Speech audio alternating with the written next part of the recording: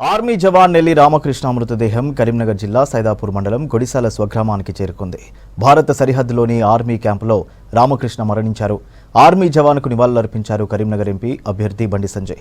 గొడిసాలలో మృతుని కుటుంబ సభ్యులను పరామర్శించారు.